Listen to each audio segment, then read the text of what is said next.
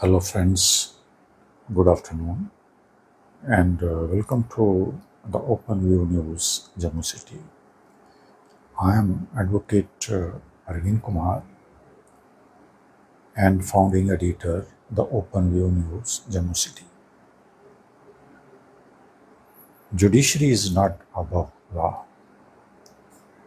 This is the subject today on which I would like to make the people aware. जैसा हम सब जानते हैं कि इंडिया जो है एक कॉन्स्टिट्यूशनल कंट्री है। रूल ऑफ लॉ प्रिवेल करता है, गवर्न करता है कंट्री को। वेलफेयर स्टेट का कॉन्सेप्ट है, पुलिस स्टेट का कोई कॉन्सेप्ट नहीं है कॉन्स्टिट्यूशनली। और कॉन्स्टिट्यूशन जो है उसके अगर हम लेआउट को समझने की कोशिश करेंगे तो आपको पता चलेगा कि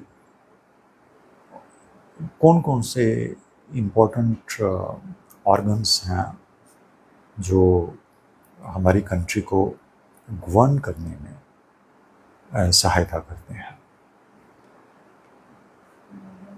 आप लोगों को ये भी नॉलेज होगी, ज्ञान होगा इस चीज़ का। आफ्टर पोस्ट इंडिपेंडेंस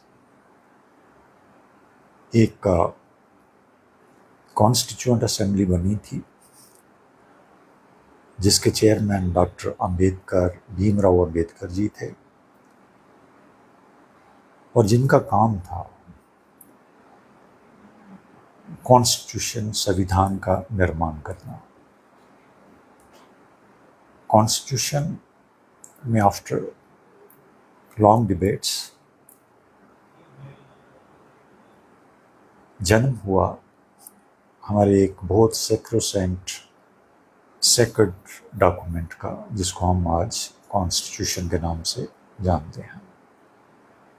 और इसकी एप्लीकेशन हम सब जानते हैं 26 जनवरी जो कि हमारा रिपब्लिक डे भी है,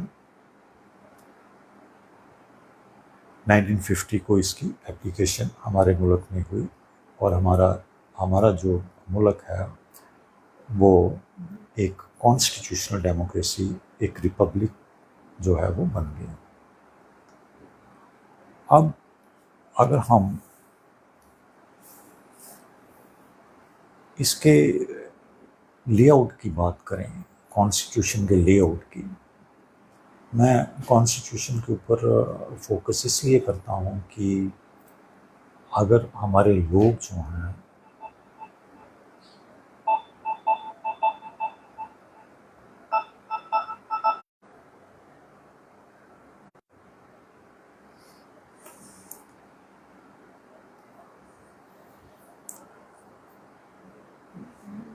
अगर हम कॉन्स्टिट्यूशन, संविधान के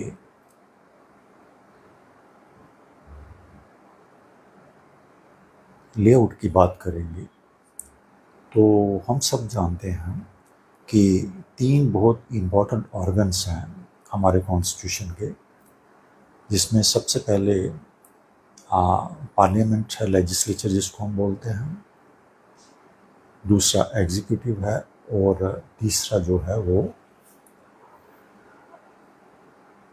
जुडिशरी का है। ये 3 इम्पोर्टेंट जो ऑर्गन हैं ये हमारे कॉन्स्टिट्यूशन ने, हमारे संविधान ने क्रिएट किए हैं।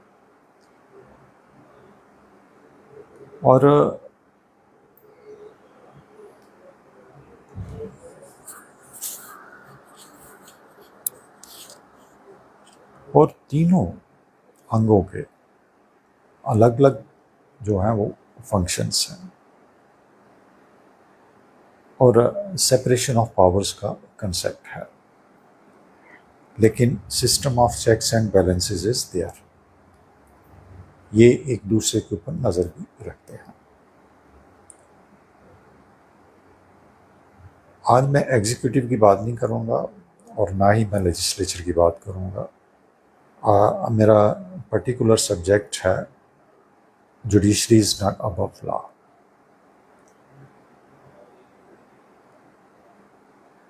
ये तीन जो इम्पोर्टेंट ऑर्गन्स हैं, अगर इनमें से हम दो लेते हैं, एग्जीक्यूटिव जो सबसे ज़्यादा पावरफुल ऑर्गन है और जिसकी देख रेख में सब मुल्क में जो एक्टिविटीज़ होती हैं, पॉलिसीज़ बनती हैं, इकोनॉमिक एक्टिविटीज़, पॉलिटिकल जो एक्टिविटीज़ हैं, फॉरेन पॉलिसी एक्टिविटीज़ जो हैं, वो सब एग्जीक्यूटिव जो है वो आपका जो फाइनेंशियल एक्टिविटीज़ है वो पुलिस, आर्मी, ये सब एग्जीक्यूटिव के डोमेन में जो हैं आती हैं और इसको वो हैंडल करता है एग्जीक्यूटिव। अब से फॉर एग्जांपल कि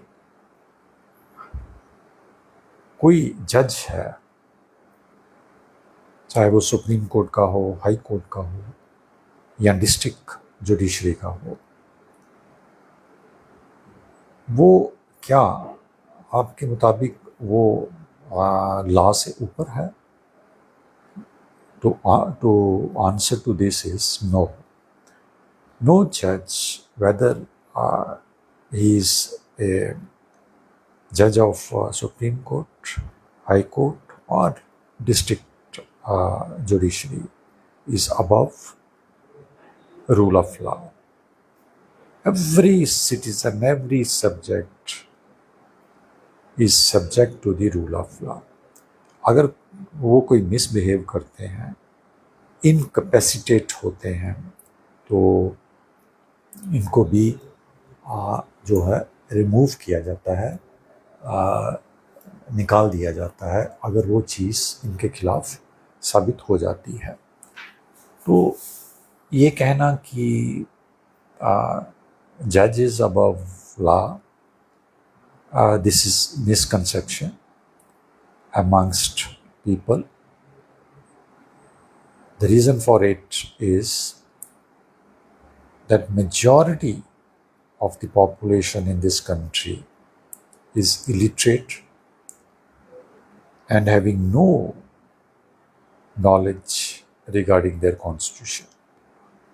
So far educated population is concerned, though we can say this, they might be having knowledge about constitution, but they avoid it. They don't desire to learn more about the constitution and its importance in their life, in the life of their children, in the life of the coming generation. यहीं पे हम जो है सारी मुसीबत अपने ऊपर जो है वो डालते हैं, क्योंकि कॉन्स्टिट्यूशन की नॉलेज नहीं होना इसका मतलब है कि जो पॉलिटिकल अनस्क्रूपलेस पॉलिटिशियन है वो आपको एक्सप्लॉइट करेगा, आपको अवॉइड करेगा और आपको डेटर करेगा। This is why I insist on having constitutional knowledge, constitutional education, so that you could protect your rights and you could know how the government functions and where and how the government should function, and if it does not function according to the constitution, then you can resort to corrections of that government or such types of governments if you have elected. इसलिए जज जो है अगर वो misbehave करेगा तो उसको भी रिमूव किया जाता है। इसके लिए मैं आपको थोड़ा सा ज्ञान एजुकेशन दूंगा कि हमारे कॉन्स्टिट्यूशन ऑफ इंडिया में संविधान में चैप्टर 4 है जो यूनियन जुडिशरी से रिलेटेड है। आर्टिकल 124 जो है वो बड़ा क्लियरली जो है वो बताता है कि सुप्रीम कोर्ट या हाई कोर्ट का जज जो है वो कैसे अपॉइंट होगा और उसको कैसे रिमूव किया जाता है। तो जज की इम्पीचमेंट के जो प्रोविजंस हैं वो आर्टिकल 124 सब प्लस 4 में दिए हैं और इसमें ये बिल्कुल साफ तरीके से कहा गया है कि मैं आपको पढ़कर भी थोड़ा सा इसमें बताता हूँ। ए जज सब class 4 of article 124 chapter 4, a judge of the Supreme Court shall not be removed from his office except by an order of the President passed after an address by each House of Parliament supported by a majority of the total membership of that House and by a majority of not less than 2/3 of the members of that House present and voting has been presented to the President in the same session for such removal on the ground of proved misbehavior or incapacity। तो दो grounds जो हैं वो दी गई हैं कि अगर हम ये प्रूव कर जाते हैं कि जज ने मिसबिहेव किया है, चाहे वो सुप्रीम कोर्ट का जज हो चाहे वो हाई कोर्ट का जज हो, तो उसको रिमूव करने के लिए सबसे पहले हमें क्या करना है कि एक मोशन मूव करना है हाउस में और वो मोशन जो है जो हाउस में मूव किया जाएगा उसमें कम से कम भी जो है मेजॉरिटी ऑफ द मेंबर्स जो हैं वो उस मोशन के ऊपर उसका एड्रेस होगा by majority of the membership of that house। और उसके बाद दूसरी जो इम्पोर्टेंट स्टेप है 2/3 मेजॉरिटी उस हाउस की जो प्रेजेंट होगी और वोट करेगी जज को रिमूव करने के लिए। अगर ये दो चीज़ें जो हैं प्रोसीजर जो है वो पूरे हो जाते हैं, कंप्लीट हो जाते हैं और जज की इनकैपेसिटी और मिसबिहेव जो है वो साबित हो जाता है तो बाय प्रेसिडेंशियल ऑर्डर दैट जज can be removed from his seat. तो ये कहना कि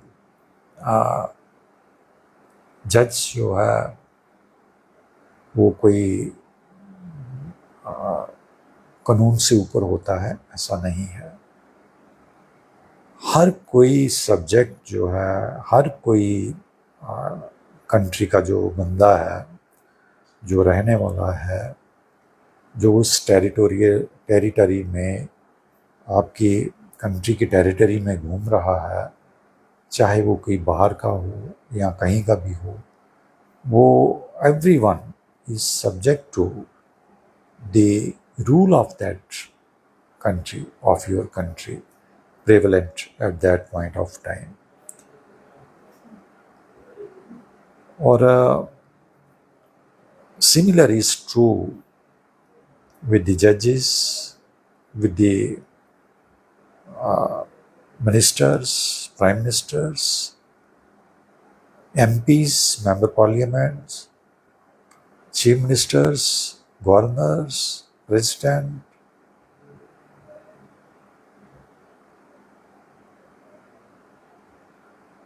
इसलिए और there are statutory laws also. Sometimes what happens, जो जजेस होते हैं कोर्ट में मिसबिहेव करते हैं, लायर्स के साथ करते हैं, तो इसका ये मतलब नहीं है कि उनको खुली छूट है. Actions can be, legal actions can be initiated against such judges.